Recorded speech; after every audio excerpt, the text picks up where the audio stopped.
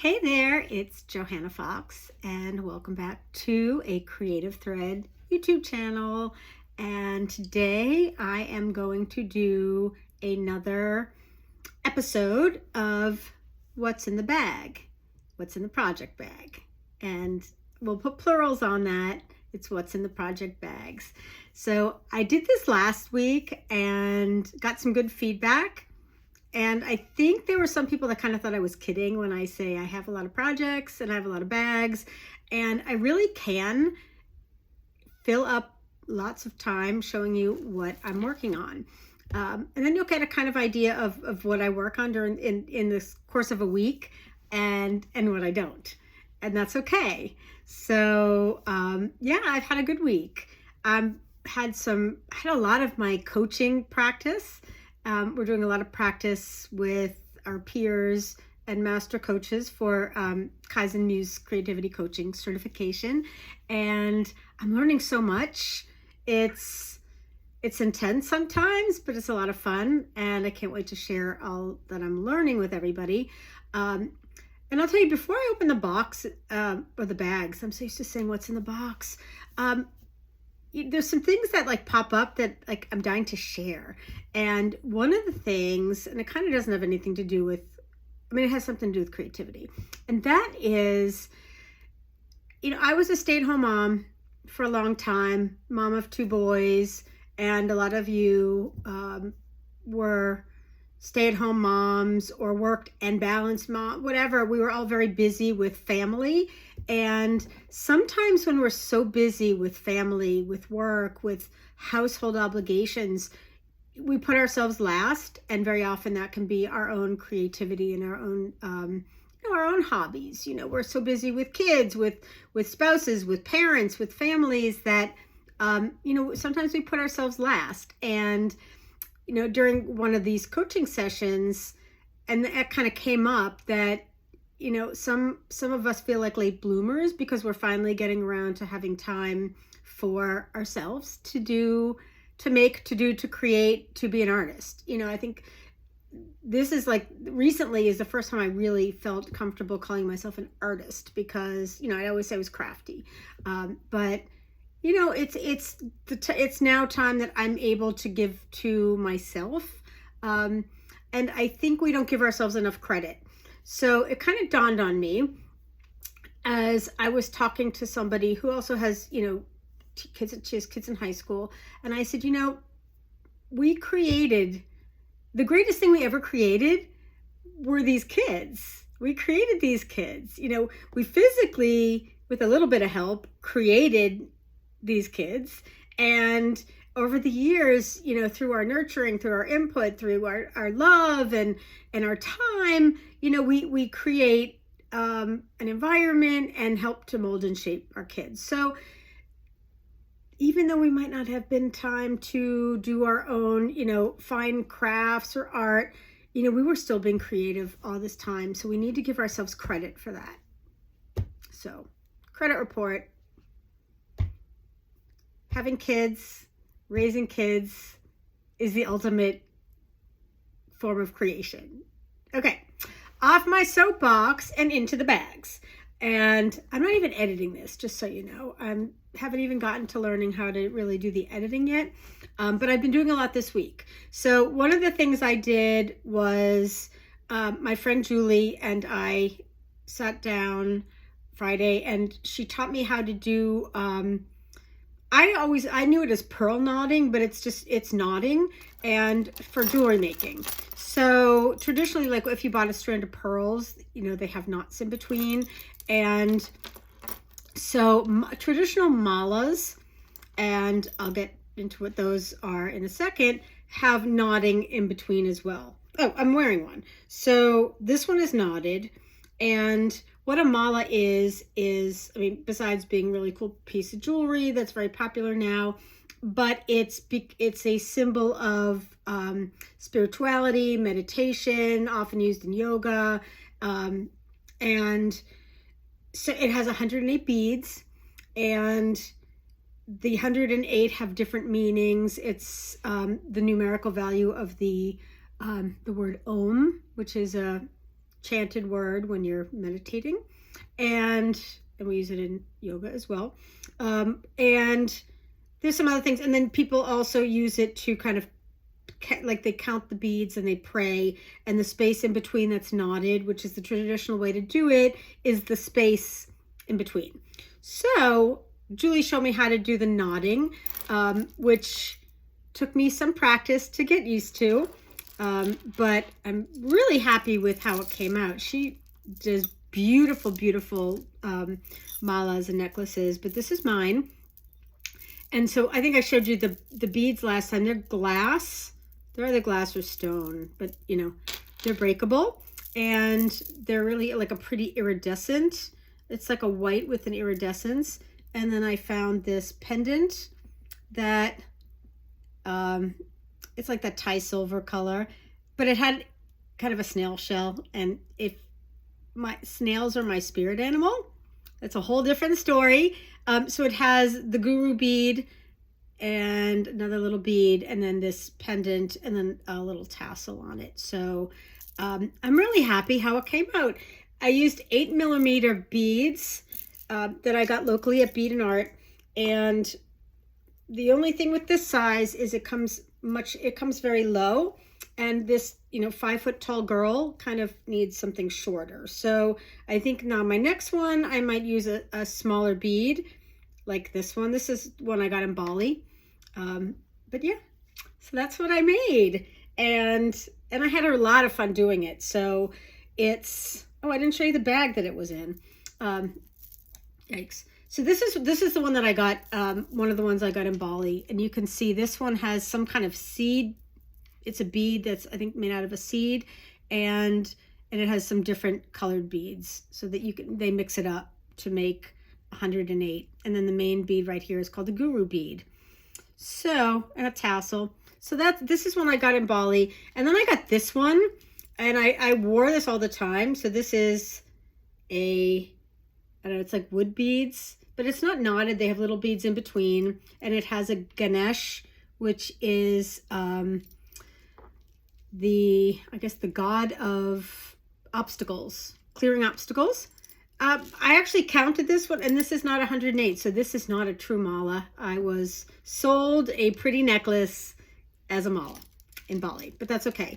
So that's what I did last week, and I carried it around in my Suspargo wool applique with a little cotton. This was my project bag that I carried around. I still have some beads left over, so maybe I'll make a matching bracelet. But that's what was in my jewelry bag, my jewelry project bag this week. Speaking of bracelet, I have an I-cord maker that I can't remember, but I was playing around with some scraps of yarns and making I-cords, and then playing with those. So this is like batik strips that I put in the I-cord maker. I made like fabric yarn and played around with making like a bracelet. But I love the texture. I-cords are kind of they're cords, and they're really easy to use and make, and there's lots of possibilities. So this was just sitting here, and I thought I'd share that with you. And okay, my knitting, I did cast on. I think I had mentioned, I don't remember if I cast on last week, but I did cast on. And so here is, this is my project bag made out of Ruby Star Society fabric. And this was a project bag. It was a pattern that we got from Moda, who is the umbrella of Ruby Star Society fabrics. And it's it came in different, you can make it in different sizes. The only thing I didn't like about it is the pockets kind of go under. So I would tweak it if I was ever going to make another one. But I did cast on, and this sweater, so it's going to be a cardigan, is going to be done in pieces, and then I'm going to sew the pieces together. And I've never done that yet. I've always done sweaters in one piece, so either top down or bottom up, but I've never done it in pieces, so I'm kind of excited. So this is the back. This is going to be the back, and it's very funky chunky yarn that I spun myself, and it's going to be fun. I'm going to make it a little longer, so it's kind of like a jacket.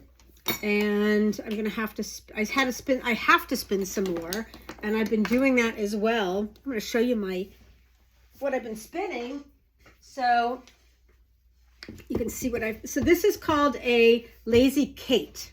I'll turn this around. So these are the bobbins from my spinning wheel, and I did 2 different colors. These are single plies, so this is kind of brights, and then this is pastel, and then I'm going to take the 2 and I'm going to spin it together the other way, and so it makes a 2 ply, and so it's twist and half pastel and half bright. So you put it on this Lazy Kate, and then you pull them from here and spin it onto a 3rd bobbin. So that is what I've been doing. I've been spinning all this fun, colorful yarn. Isn't that fun? Talk about meditation. It is so meditative. So meditative. It's meditative to spin. It's meditative to weave.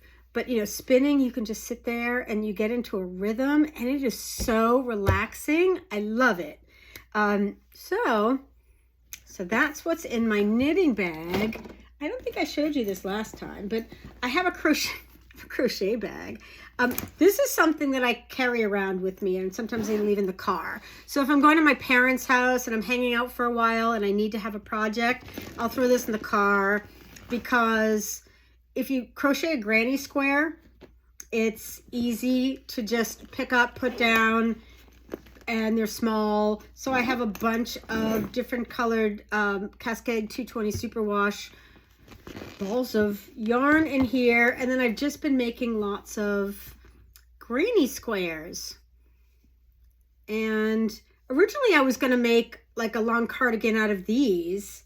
These are still very popular, you know, making clothes. I've seen, you know, not for people like me, but, you know, these little like crop tops and like cool little, you know, tops, bikinis, out of granny squares. So I guess it's like the young festival demographic. But I'm going to make something. One of the gals at Resource Depot is doing a car seat covers out of her granny squares, which I think is brilliant, and that's going to look so cool. Okay, so that's that.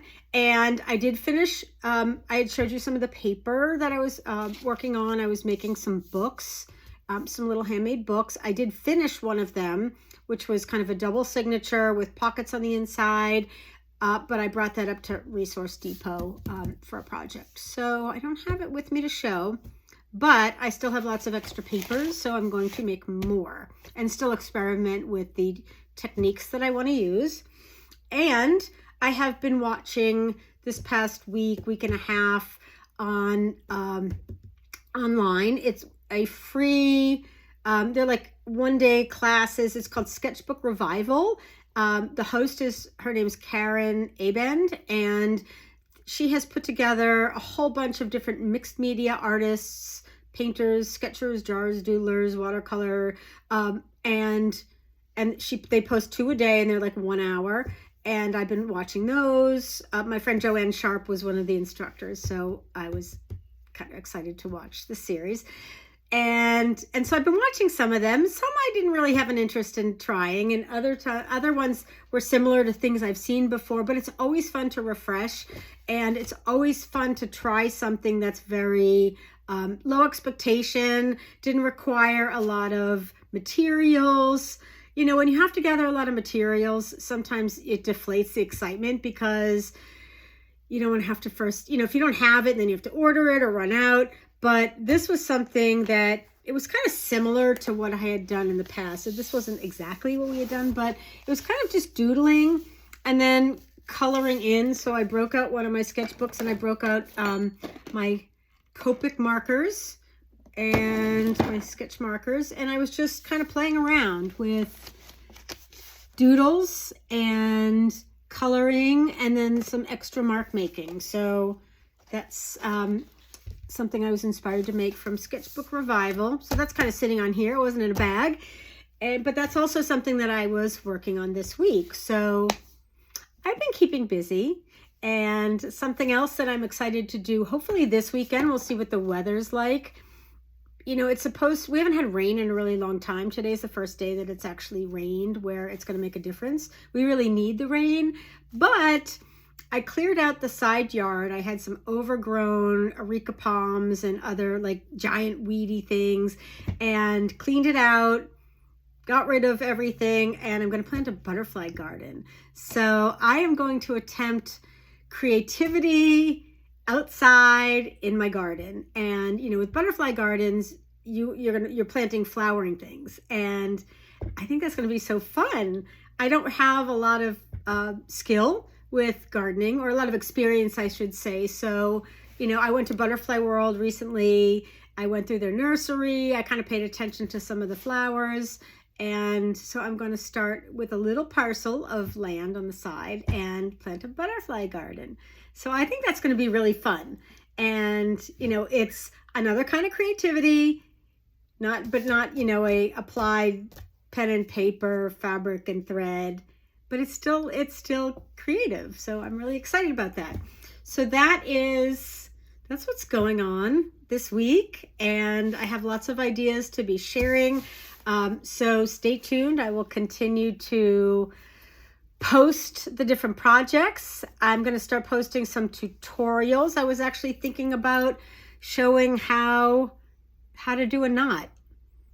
You know, to do these, maybe Julie will come on with me, but how to do a knot, to do bead knotting, and I have some other things up my sleeve. So I'm going to be sharing that as well.